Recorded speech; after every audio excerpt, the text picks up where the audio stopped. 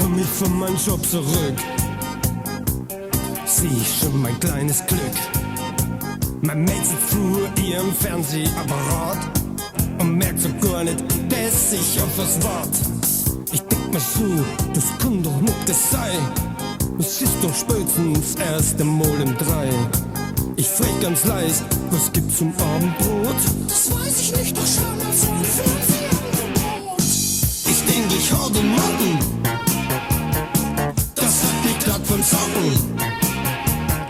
Fernsehen ist ideal und wir sind ganz normal.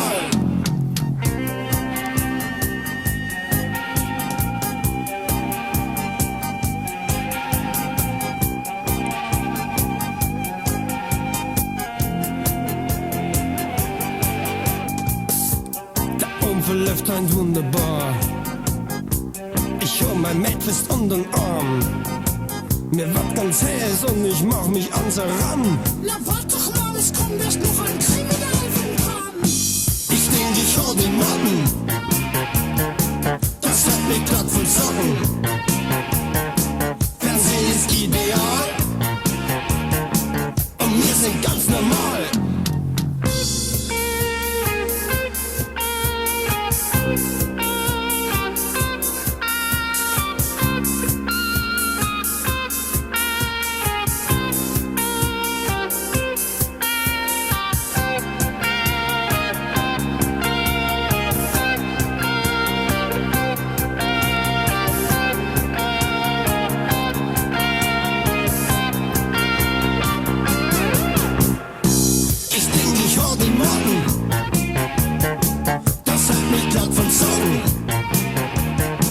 Fernsehen ist ideal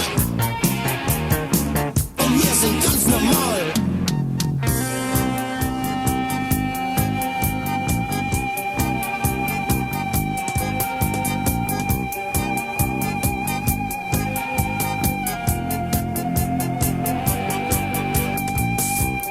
Langsam geh ich nimmer fort. Fernsehen ist mein Lieblingssport. Bloß manchmal denk ich, im Lärm gibt's doch noch mehr. Das sagt der schlaue Freund zu mir, ein Color Fernsehen, da muss her. Nur was sich erstens wirklich zählt, lieg ich so da mein Programm gewählt. Da kommt mein Mäd und die macht sich an mich nur warte mal, es kommt erst noch ein Wunder dir für den Tod.